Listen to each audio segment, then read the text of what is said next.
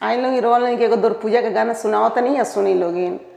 मुँह पर रूमलिया लेके रोएले कवनी पापा, मुँह पर रूमलिया लेके रोइले कवन पापा, आज दुआरा आई है बारात ए लाला, आज दुआरा आई है बारात ए लाला।